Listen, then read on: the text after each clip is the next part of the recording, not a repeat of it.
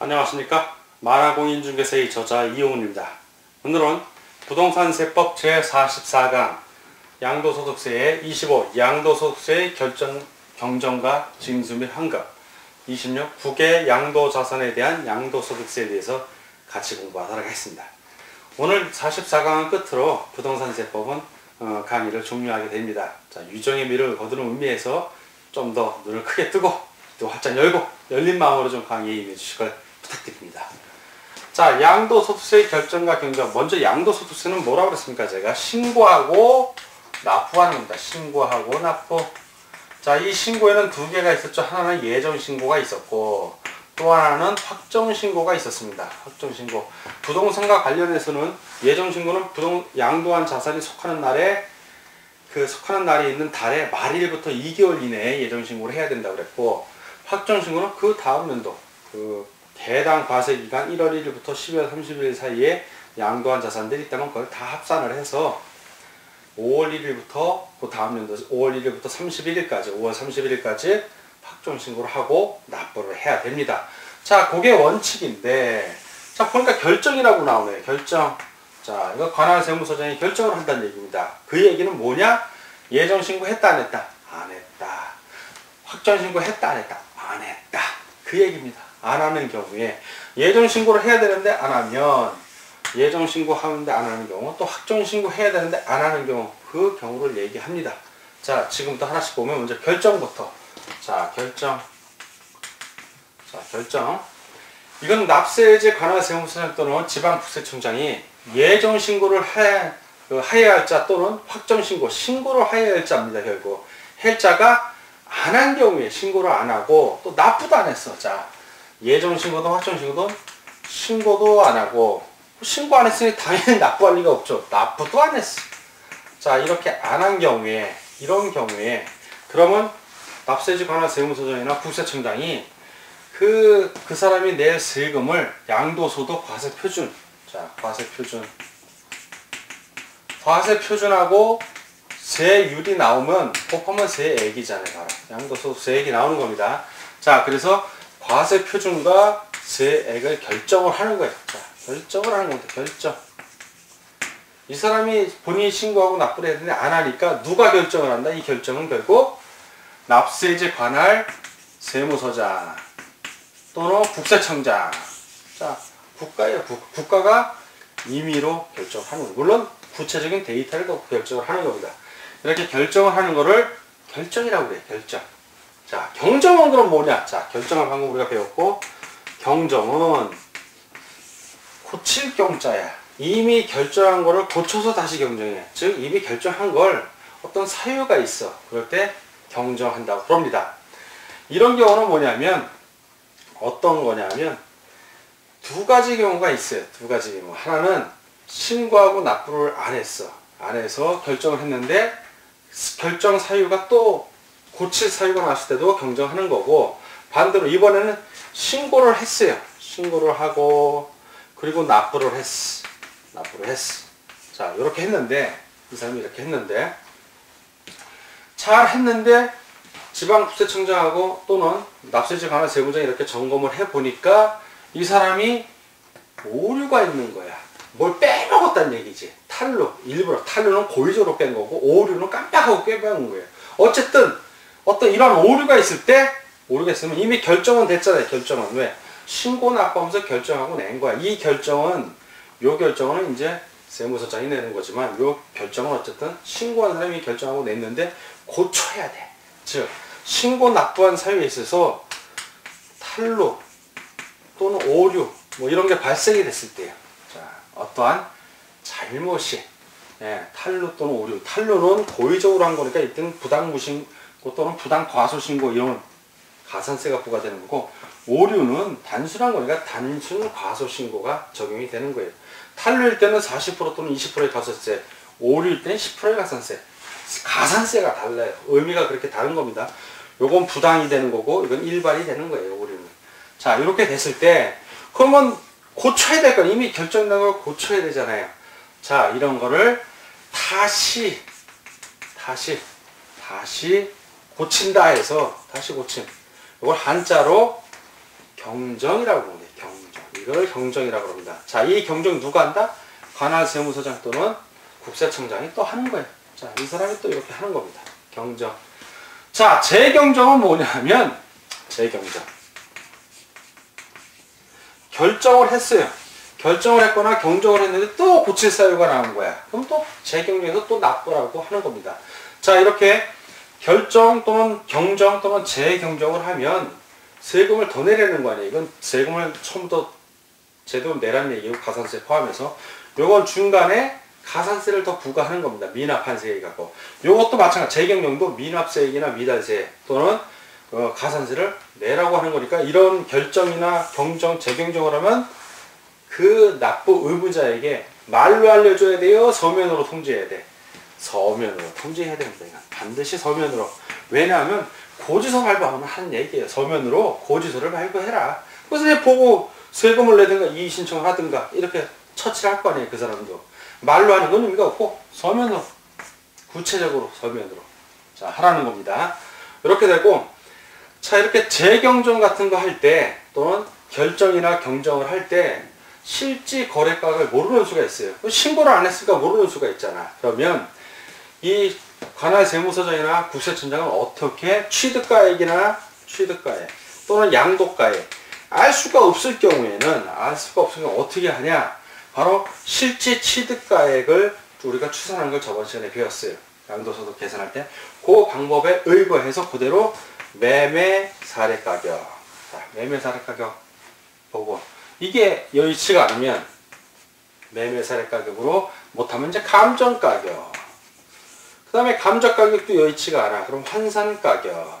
그것도 여의치가 않으면 기준시가, 매감 한기. 요 순서로 추계하는 거예요. 추측해서 계산하는 겁니다. 그래서 과세표준과 세율이 결정해서 세액을 부과해라. 이 얘기입니다. 이 과정을 기억해서. 자, 그럼 양도세 어떻게 징수하냐? 원칙은 신고하고 납부하면 되는 겁니다. 신고하고 납부하면 돼. 이 원칙대로 이 사람이 잘했어. 뭐 탈루도 없고 오류도 없어. 그러면 그걸로 끝이에요. 그걸로 끝. 그런데 신고도 안 했어. 납부도 안 했어. 그래서 결정을 했어. 자, 이렇게 결정을 했을 때는 이런 결정하여야 사유인 경우에는 언제 이거를 소득세를 징수하냐면, 결정을 한 경우에 신고도 안 하고 이런 경우, 그럴 때는 그 납부기한, 즉 신고기한이죠. 그 기한. 예정신고 같은 경우는 양도한 날이 속하는 달의 말일부터 2개월 이내, 그것이 지난 날로부터 3개월.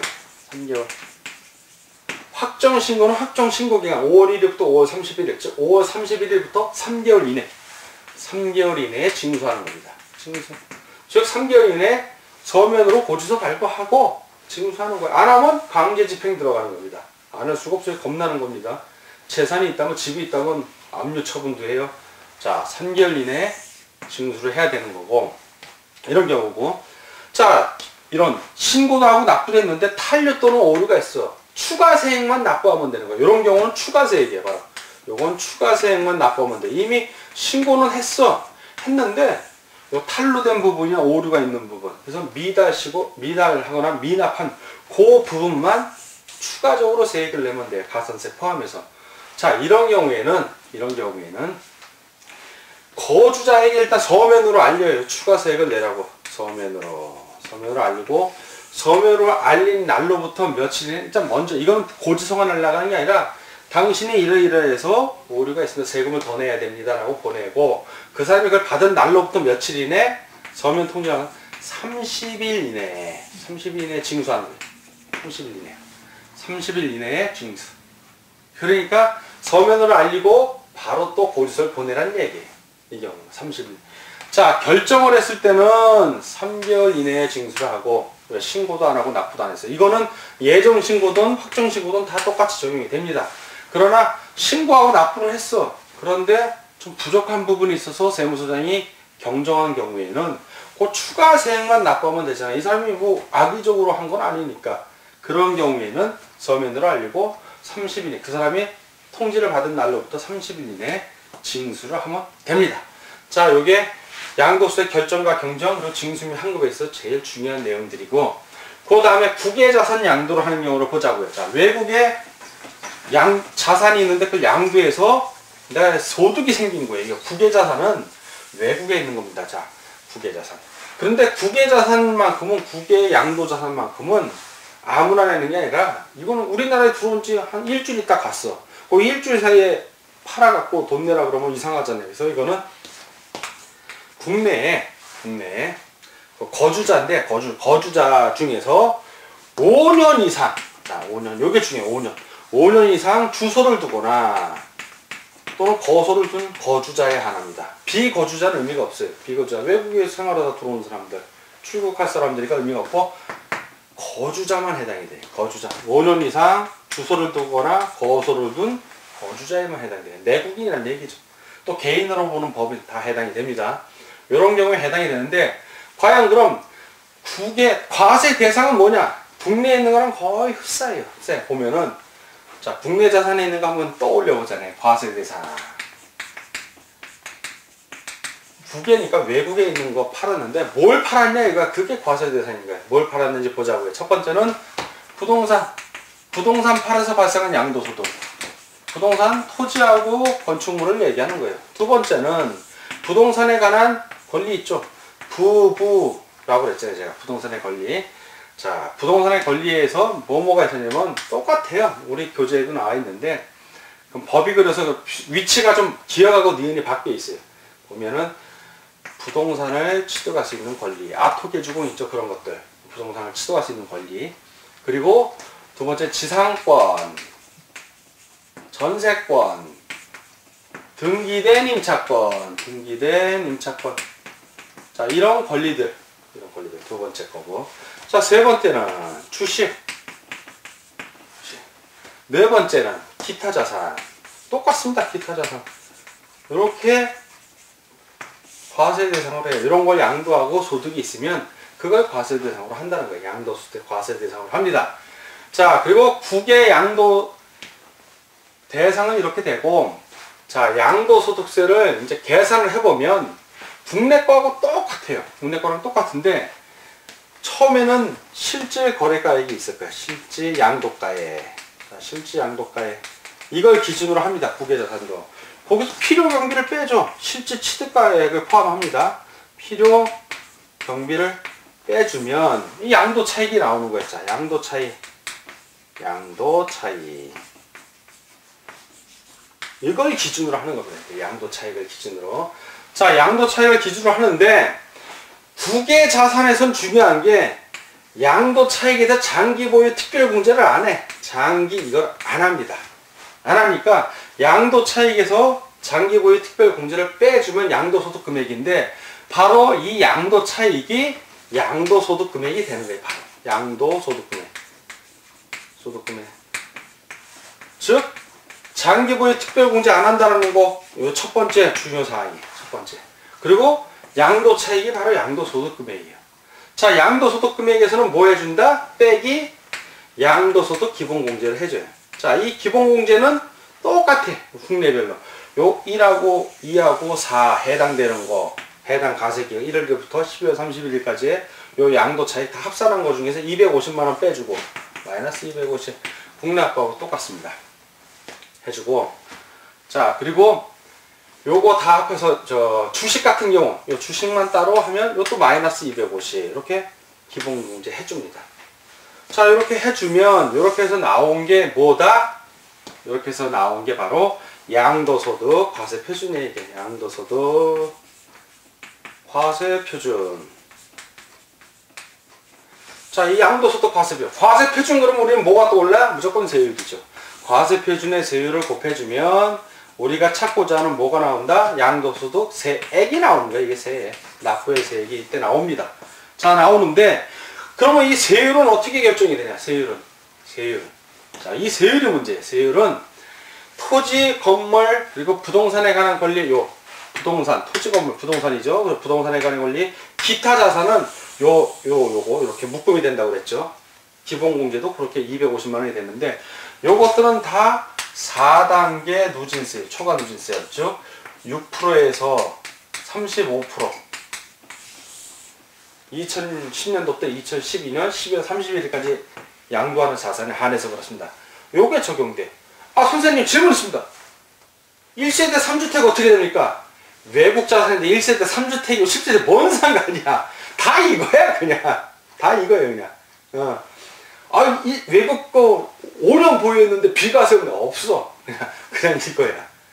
양도 차익 이렇게 계산한 양도소득 과세 표준이 1200만 원 이하이면 6%고 8800만 원 초과하면 35%인 거예요.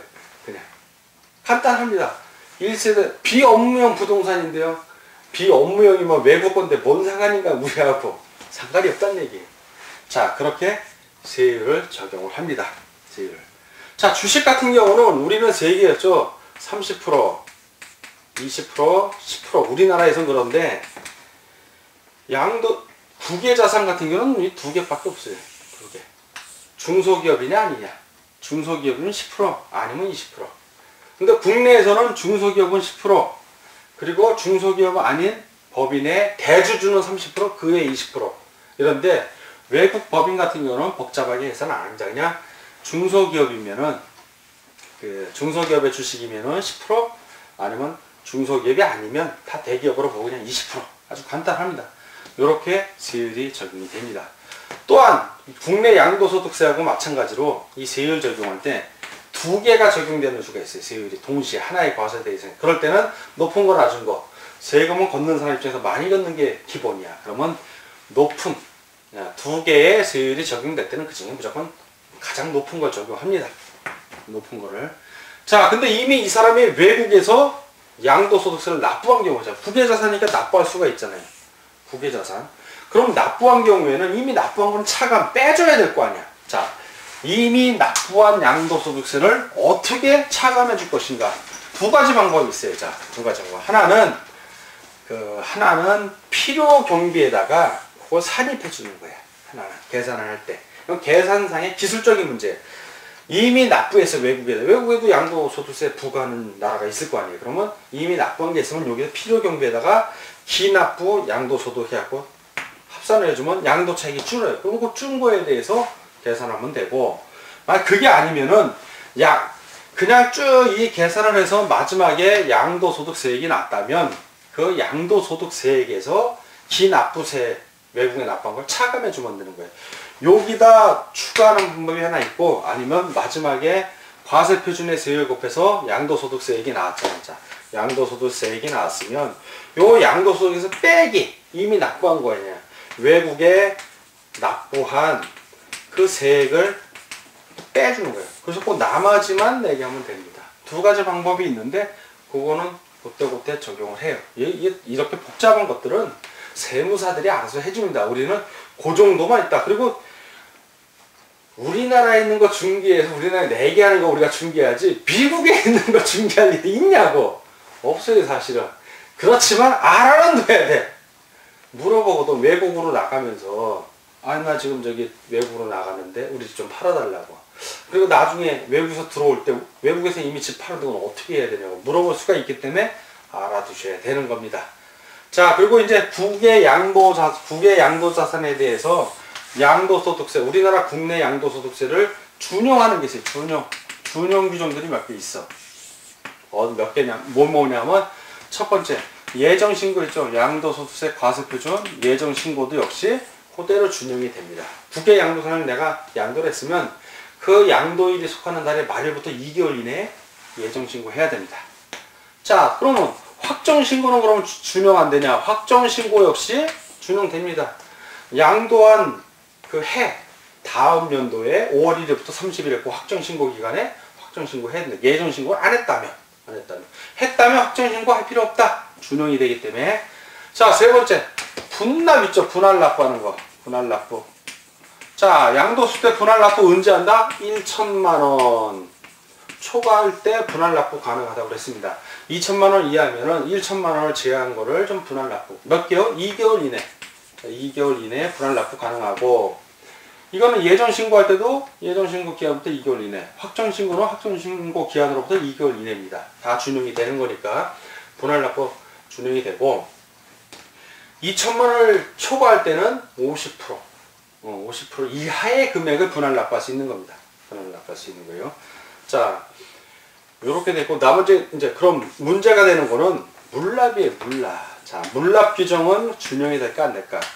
재산세나 재산세나 그런 것들은 외국 재산에서는 부과 안 해요. 그러니까 문제가 없는데 양도소득만큼은 이 물납이 외국을 납부했는데 외국에 있는 부동산으로 물납을 한다든가 외국에 있는 채권으로 물납하겠다. 우리나라에 뭔 소용이 있냐고. 그래서 물납 규정은 적용 안 돼요. 자, 적용 안 되는 게 두 번째 거 나서 물납. 아까 처음에 적용 안 되는 게 있어서 양도 차익에서 장기 보유 특별 공제 한다 안 한다. 국외 양도 자산에 대해서 안 한다. 첫 번째가 장기 보유 특별 공제 안 하는 거였고 두 번째 물납 한다 안 한다 안 한다. 추가적으로 외국에 있는 거 1세대 3주택 60% 한다. 4단계 초과 누진세율 한다. 4단계 초과. 1세대 3주택은 국내 거고 외국엔 적용 안 해. 그런 거. 차등해서 주는 세율을 적용 안 한다냐? 4단계 누진세 요거 하나만 다 적용을 합니다. 외국에 대해서는. 주식만 10% 20%였고. 자, 오늘 여러분들이 장장 1강부터 44강 용어 해설부터 하면 용어 해설 5강, 기본 강좌 5강, 그리고 이 정규 강장 44강, 총 54강에 걸쳐서 부동산세법을 저와 같이 공부했습니다. 이 동영상 강의는 어디까지나 여러분들 이해를 돕고 여러분들 공부하기 편하게 해주는 겁니다. 이 동영상 강의를 처음 공부하는 사람들은 최소한 3회 이상 반복해서 들으셔야 됩니다. 그리고 그 이후에도 우리 교재를 여러분들 최소한 많은 부분 3회 이상 보셔야 되고 본인 스스로 봐야 돼요. 공부라는 거는 내 머릿속에 집어넣는 겁니다. 지금 이 말을 하고 있는 강사인 저도 믿지 마세요. 여러분 머리를 믿고 여러분 자신을 믿고 여러분의 교재를 믿고 교재에 오류가 있다면 우리 질의응답 같은 데 글을 올려서 이게 오류가 났다 그러면 제가 바로 답변 드리고 더 좋은 교재를 만들어서 또 후학들도 제대로 된 교재를 봐야 되니까요. 그리고 오류 같은 거 발견했을 때 절대 겁먹지 마십시오. 처음 공부할 때 한번 생각해 보십시오. 뭐가 뭔지 하나도 몰라. 오류를 보일 정도면 실력에 이미 합격생 수준입니다. 자신감을 갖고 계속 전진하시면 됩니다. 문제 풀면서 더 실력 쌓고 그리고 때 되면 또 모의고사 풀면서 실전 감각 익히고 그리고 실전에 임하시면 다 합격합니다. 그러니까 자신감을 갖고 저와 함께 같이 공부하는 겁니다. 자, 그동안 부동산세법 저와 같이 공부하는 거 수고하셨습니다. 화이팅! 감사합니다.